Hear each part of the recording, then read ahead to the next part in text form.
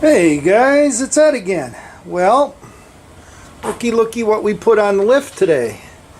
We've got the old Bentley up here on the lift, and we have installed the heart back in it, kind of. I got to find a couple bolts. They didn't use all Honda bolts, metric bolts. They had all kinds of things shoved in this, so there was only 3 bolts here in the back. So I got those in, and I got to find a couple more bolts. It was a lot heavier than I thought, so I had to break out the old skizzer jack and finagle it up in there. But we got to get a bolt up here on the top, get that pinned in there, and I can't remember where I left off with you guys, but I think we were having problems with the valve hitting, remember? And we took the head off and we switched the pistons around. Well, I put it all back together, and we ended up with a problem with it must have hit the valve hard enough. I mean, I didn't bang into it real hard, but the valves must be relatively soft on the stems, and it bent the intake valve on this side. So figuring that if it bent that easy, well, maybe it'll bend that easy back.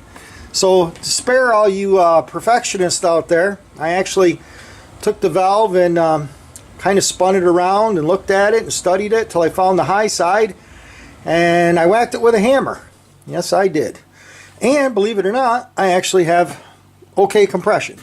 I didn't check it. I actually used the high-tech finger in the spark plug hole trick.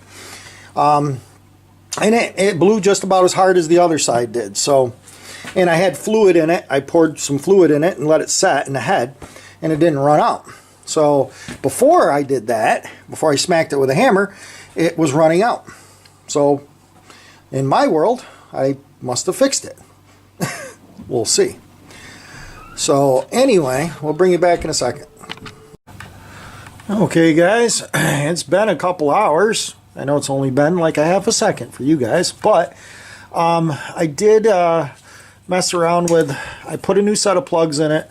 They're resistor plugs, they're HS's, D8 HS's, RHS's, they're resistors. That's all I could get at the place where I get my plugs right now, but I hate resistor plugs because they fall out so easy. This one here is a this is a DAEA. This is way too long. This is what we use in the XRs. So this cap was missing a cap. I had one that's a broken one, but it's a cap, so that's good. I'm kind of had to find some screws. I stole some out of some XR stuff I had to get the points mounted on the points plate, and I'm down to figuring out, I think that is about where the condenser goes to keep it under the cover.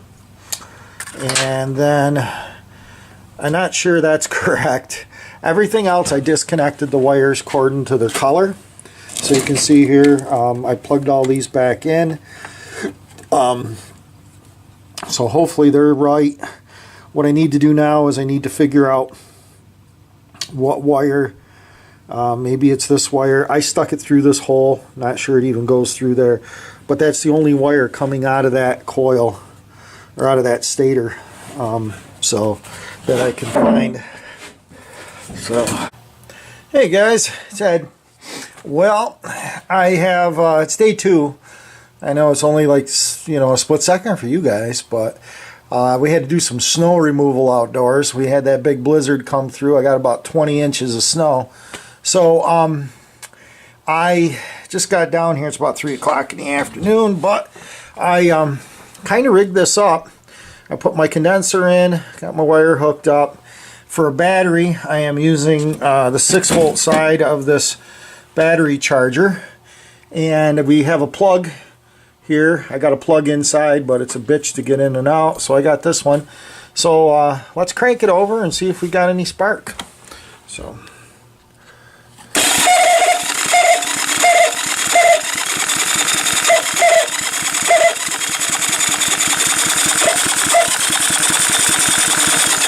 I don't know if you guys can see that, but we got fire on that side, so that's a good thing. That squeaking is the clutch inside the starter is a little funky, but just making sure I'm not getting any kind of weird voltage. But that might be enough actually to try starting it if I got the timing right. I didn't think that little battery charger would make enough juice to do it, but it's seeming to do that. So cool. Let's check the juice on the other side. Okay guys, can you see anything? Oh yeah, I can see it. She ain't super hot, but she's firing. So what do you think about finding some gas, dumping her down the old hole and see if we can get her to fire? That'd be awesome, wouldn't it? Let's see what we can do. Okay guys, we got everything hooked up. We got a little tiny bottle of gas, so let's crank her and see what happens.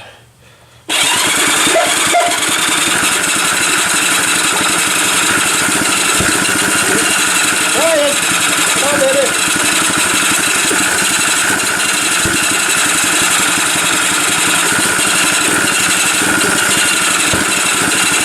Come on, baby. Whoa.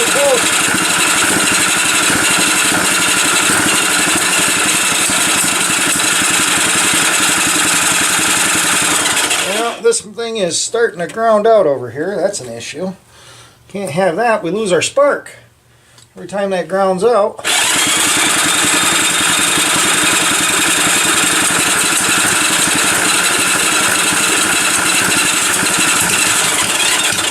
Ooh.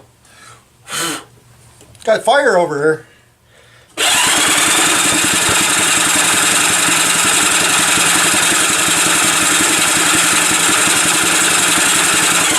I'm seeing sparks off the dynamo. That's kind of weird. Don't understand that quite completely. She's trying.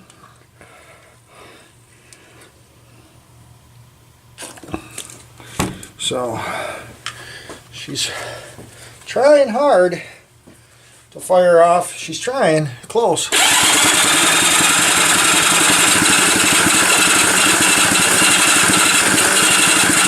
Oh, baby.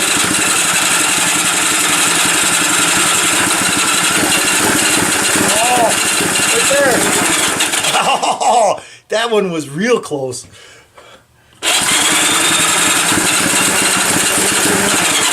Come on, baby.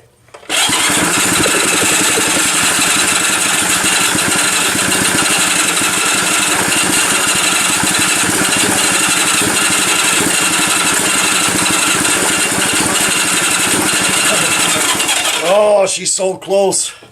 But I keep running out of fuel. I think we may have to rebuild the carburetor and give it a, you know, because the compression is pretty low on this thing.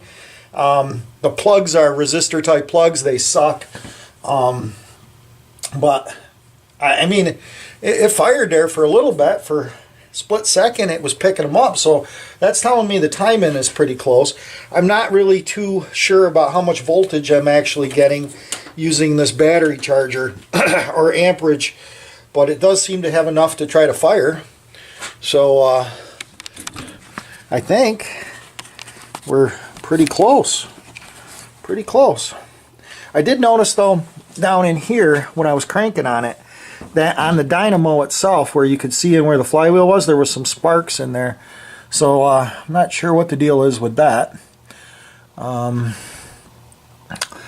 But if we could get the carburetor on it so it would actually get maybe a decent amount of fuel, not me squeezing the bottle to it, it actually might run. Maybe we'll get the measurements on it and see if we can get a China carb for it. If it's not too crazy to mount. Looks like it uses a bolt pattern. Doesn't slide into a tube, so we'll have to check and see if they sell anything. If not, we'll go from there. Okay guys, here's the carbonator, and she's pretty dirty. I have not popped the bail off the bottom of it, but I would definitely think that it's going to need a little trip through the ultrasonic. I think I'm going to buy some new stuff for the ultrasonic. I haven't even looked at it in a while, as you guys can tell. This was a Christmas present last year, I believe. So, complete with sawdust. Well, the green stuff is actually kind of condensed a little bit, or I drained it, or it's evaporated. That's kind of cool. But basically all this stuff is soap. It probably helps, but I think we're going to get some gunk, or what's that other stuff, Berryman's, and we're going to give that a try. Okay guys, here we go again. Let's try her again. One more try. Oh, so close.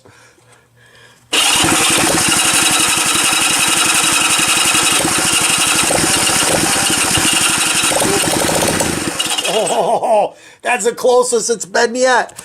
You guys are falling over. You're getting so excited. Come on, stay with me, guys. Don't tip over yet. I got you braced against the side of the machine. Okay, I give her another whirl.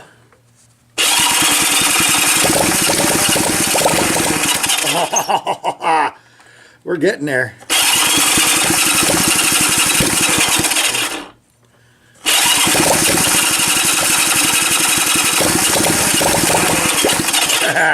I think she's gonna run, boys. I do. I think she's gonna go.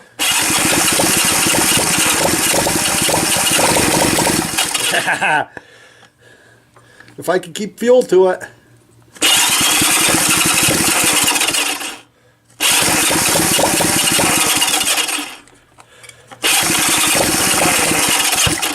Not too much.